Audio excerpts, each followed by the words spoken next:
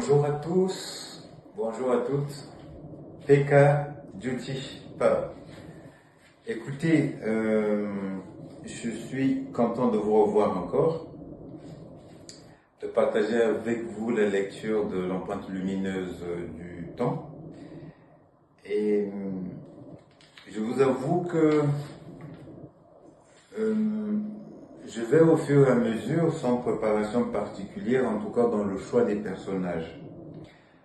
Donc, quand j'ai commencé à regarder le thème de Nino Ferré, que nous allons faire aujourd'hui, en tout cas sa lecture du temps, et je ne pensais pas avoir cette surprise-là. Mais bon, écoutez, on va la partager parce que c'est émouvant.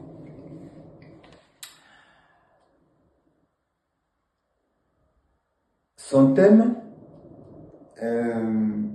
j'ai été obligé d'aller regarder sa planète la plus avancée, donc l'Atma Karaka.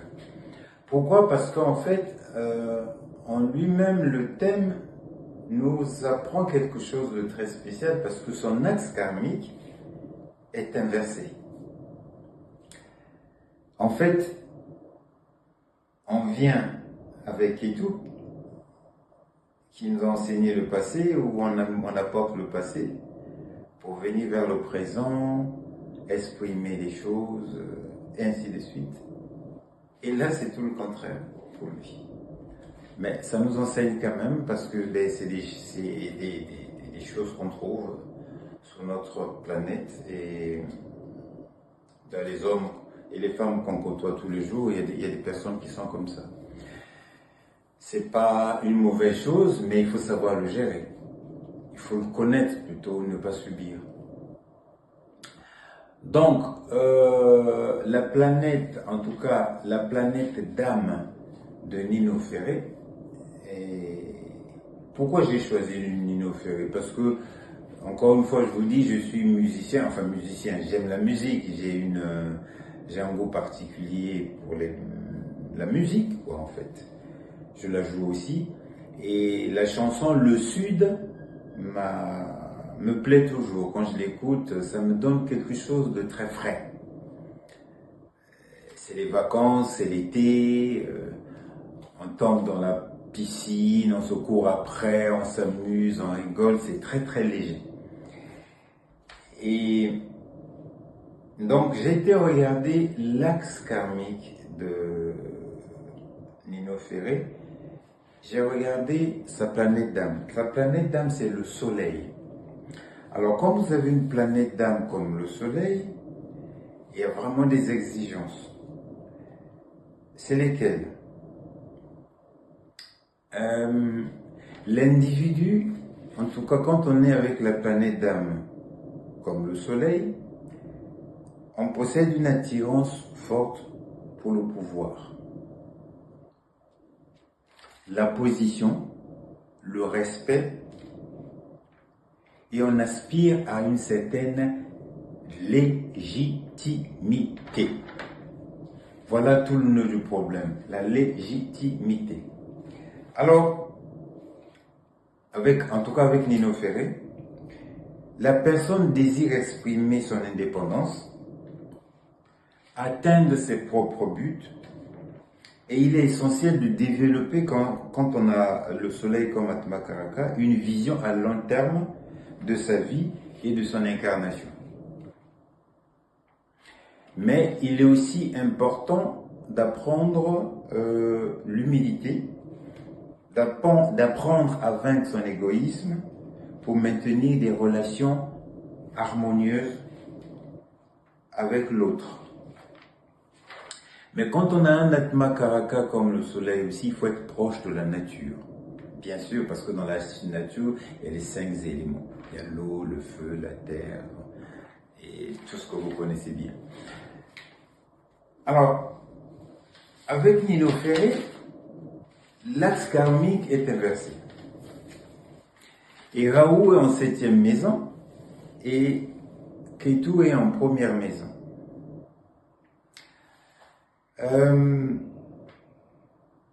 Quand Ketu est en première maison, il nous amène des blocages. Parce que la première maison, c'est la personnalité, c'est le physique, c'est moi, le soi. Ça amène des blocages qui sont liés aux culpabilités, aux doutes et même à l'image de soi. On doute beaucoup quand on a Ketu en première maison. On doute même de son incarnation. Et donc, une personne comme ça, en fait, comme Nino Ferré, a la peur de l'incarnation, bien sûr, en tout cas dans sa première partie de vie. Il a besoin, en tout cas, la personne, quand on a Raoult en première maison, en tout cas, on a besoin des relations pour s'épanouir. Et on peut avoir peur, ou même les rejeter, on peut les rejeter même par peur. Peur de cette dépendance émotionnelle. Alors, souvent, on accumule des relations de courte durée, dans l'espoir de trouver une relation magique qui va nous donner la prospérité.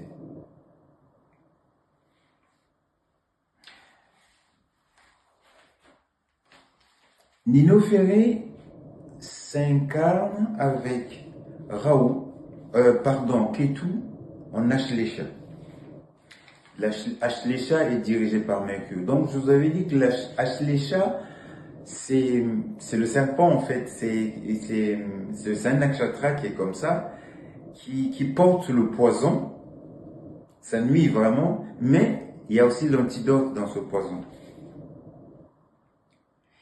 Et souvent, quand on a Ketu en Ashleisha comme ça, on a besoin d'un foyer, de quelque chose de chaud qui nous entoure, une relation.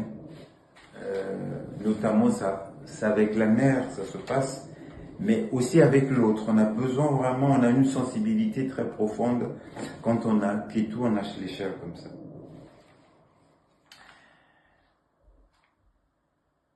Il vient s'incarner avec un Raoult qui est en Shravana. Raoult en Shravana, c'est un nakshatra de la lune, donc une relation très forte avec sa mère. Et ça a été vraiment le cas pour lui. Quand sa mère est décédée, en tout cas, il n'a pas pu récupérer. Et quand c'est comme ça, on a besoin d'un cercle. Alors, ça peut être un cercle de la famille, ça peut être un cercle d'amis, un cercle social, un cercle spirituel. On a besoin de cercles vraiment pour se sentir épaulé et soudé. Mais parfois, ça ne suffit pas parce que Raoult, en Capricorne, en tout cas dans la maison 7, comme ça, ça amène des responsabilités sociales et beaucoup de limites. Parfois, on se met beaucoup de limites et la relation, parfois, elle est difficile.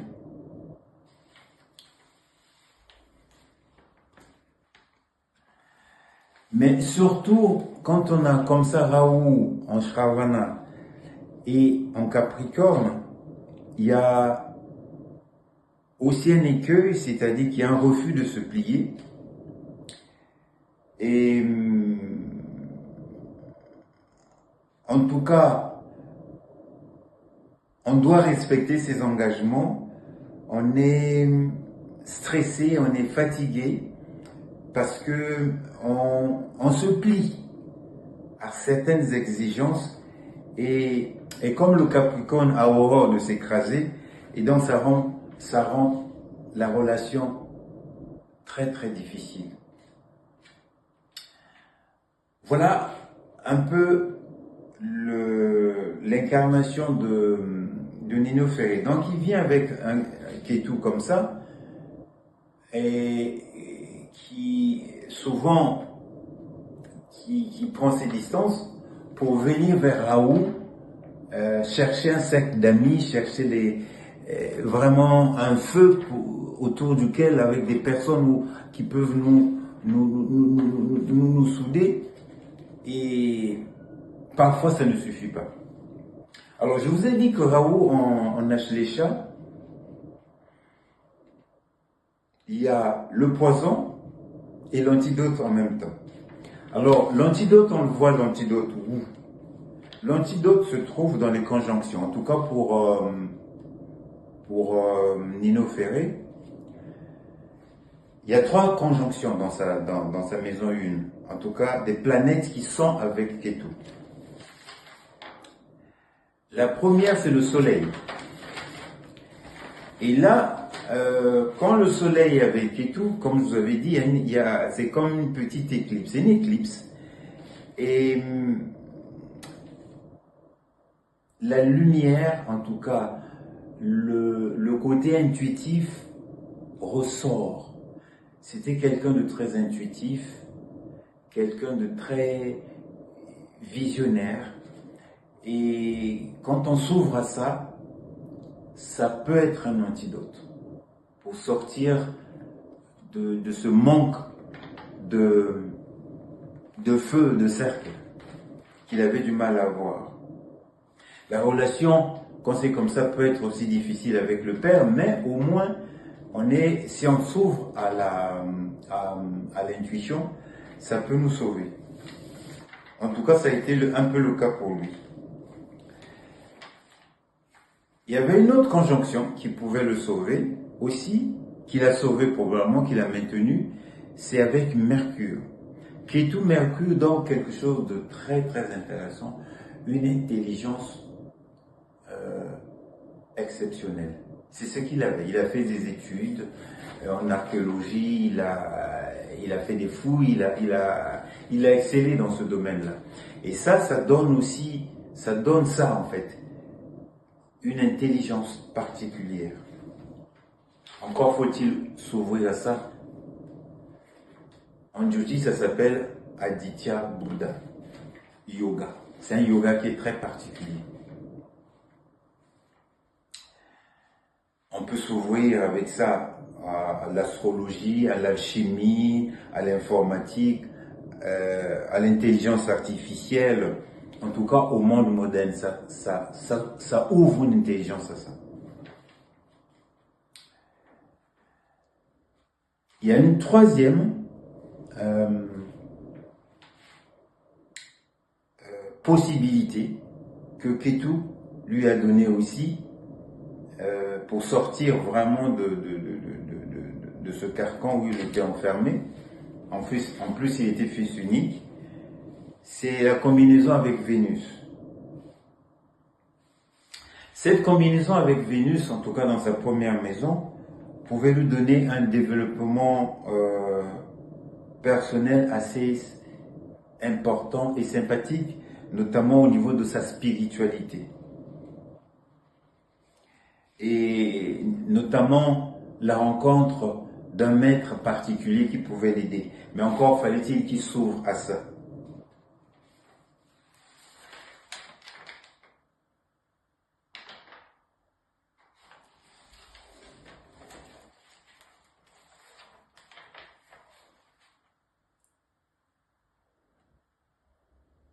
Nino Ferré nous a donné quelque chose de très très particulier, de très léger, mais il y avait une insatisfaction profonde en lui parce que il avait dans son carnet de route c'est Taka, c'est Tatmakaraka qui s'appelle le soleil, où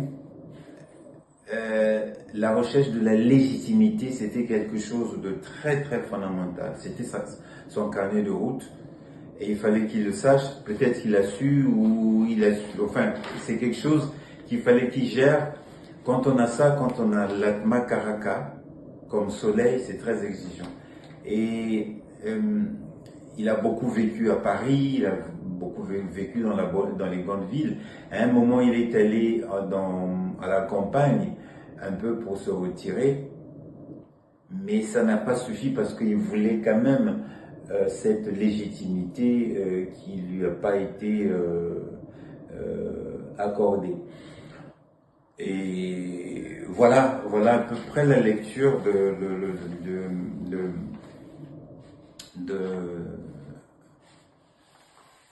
du thème, en tout cas, de l'axe karmique de Nino Ferré. Alors, ce qui est aussi curieux avec cet axe-là, comme je vous ai dit, on vient chercher la relation, mais il y a quelque chose de très vicieux, c'est l'autre qui est bien. Moi, je ne suis pas suffisamment bien. On regarde souvent l'autre au lieu de regarder soi. C'est émouvant parce que dans ses chansons, dans quelques-unes de ses chansons, il chantait que je veux être noir,